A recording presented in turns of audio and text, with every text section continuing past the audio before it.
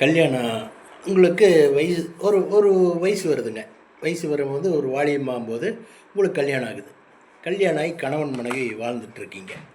கணவன் மனைவி வாழ்ந்துட்டுருக்கீங்க. நல்லா வாழ்ந்துட்டுருக்கீங்க. நல்ல சகல வசதியோடு வாழ்ந்துட்டுருக்கீங்க. வாழ்ந்துட்டுருக்கும்போது வயசாகி உட்கார்றீங்க. அந்த அம்மாவுக்கு வயசாகுது, உங்களுக்கு வயசாகுது இல்லைங்களா? அந்த வயசாகும்போது ஒரு நாள் 2 பேர் உட்காண்ட்ருக்கும்போது நீங்கள் பேசுகிறீங்க. என்னங்க? என்ன பேசுகிறீங்கன்னா, என்னங்க இப்போ அந்த அம்மா ஆரம்பிக்குது. என்னங்க, நம்ம கல்யாணம் பண்ண நாள்லேருந்து எப்படி வாழ்ந்தங்க, எப்படி இருந்தங்க, எப்படி சிறப்பாக அங்கே போனங்க இங்கே போனங்க இல்லைங்களா? ஞாபகம் இருக்குங்களா உங்களுக்கு அப்படின்னு கேட்குறாங்க. என்னங்க ஞாபகம் இருக்கா உங்களுக்கு? அங்கே போனேன் இங்கே போனோம், அங்கே அதை சாப்பிட்டோம் இதை சாப்பிட்டோம், அப்படி போனோம் இப்படி போனோம், நீங்கள் அங்கே கூட்டிகிட்டு போனீங்க இங்கே கூட்டிகிட்டு போனீங்க. இளமை காலத்தில் காசெல்லாம் நீங்கள் எதிர்பார்க்காம ஃப்ளைட்டில் கூட கூட்டிகிட்டு போனீங்க. இன்னைக்கு ப்ளைனில் கூட்டி போனீங்க, நல்ல பஸ்ஸில் கூட்டி போனீங்க, நல்ல டூரெல்லாம் கூட்டி போனீங்க. ஞாபகம் இருக்குதுங்களா? நல்லா வாழ்ந்துங்க. உண்மையிலேயே உங்களை கரம் பிடிச்சி நான் வாழ்ந்த வாழ்க்கை என்னங்க சொல்லி மாளாதுங்க. அந்த அளவுக்கு நம்ம இனிமையாக வாழ்ந்தங்க, ரொம்ப மன நிறைவாக இருக்குதுங்க அப்படின்னு அந்த அம்மா சொல்லுது. என்னங்க கணவர்கிட்ட. அப்புறம் இவர் சொல்கிறாரு, என்னம்மா உலகமே உலகம் கடவுள், அம்மாவுக்கு அடுத்தது நீதாம்மா எனக்கு எல்லாமே. அவர் சொல்கிற வார்த்தை, அம்மாவுக்கு அடுத்தது நீதானே எனக்கு எல்லாமே, உலகமே நீதானே, நீ சமைச்சு போட்ட சாப்பாடு தானே இந்த உடம்பு, என்ன உன்னுடைய அனைவரப்பில் தானே நான் இத்தனை காலம் வாழ்ந்துட்டு இருந்தேன். அப்படி ஒரு இனிமையான வைப்பும் எனக்கு அப்படின்னு சொல்லணுங்க. என்னங்க எவ்வளோ சந்தோஷமாக இருக்குதுங்க இந்த வீடியோ உங்களுக்கு. அப்படி வாழ்ந்து அப்படி 2 பேரும் உட்காந்து இனிமையாக பேசணுங்க. என்னங்க அதுதானுங்க ஒரு நல்ல தம்பதிகள், நல்ல கணவன் மனைவி வாழ்ந்தவங்க.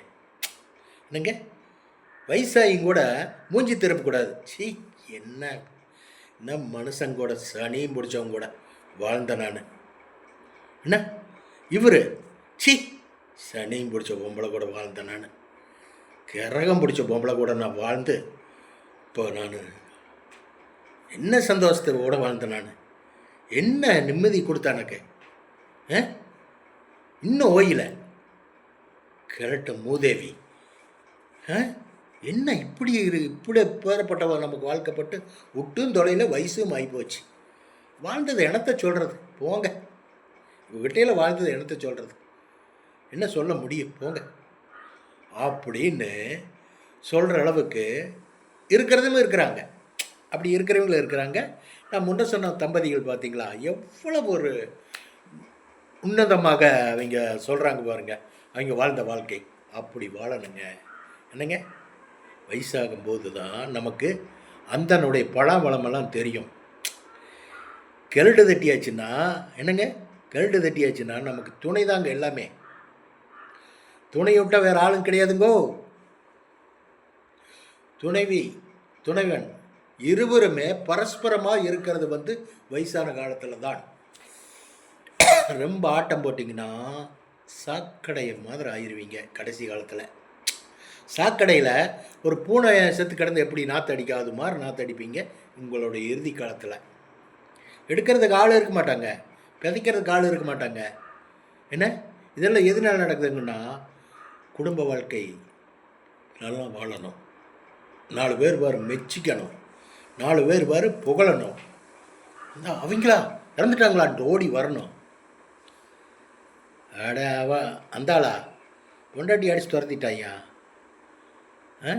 செத்து போயிட்டானா, அவ்வளோதான். பொண்டாட்டி இது மாதிரி ஓடிட்டான்னு வச்சுக்கோங்க, அவளா அருமையான வாழ்க்கைங்க. நல்லா வாழ்ந்த மனுஷன் விட்டு போட்டு ஓடி இங்கே சோறாக்கி தின்ட்டுருந்தாங்க. செத்து போயிட்டாளா நாய், செத்துட்டு போகிற வாங்க, போகிற வேலை பாருவாங்க அப்படின்னு சொல்லுவாங்க. சரிங்களா? 4 ஜனங்கள் மதிக்கிறதுனாலும் புருஷனுடைய வாழ்ந்து சந்தோஷமாக இருந்தால் தான் 4 ஜனங்களும் மதிப்பாங்கன்னு சொல்ல வர்றேன். வச்சுட்டுங்களா? பாய்.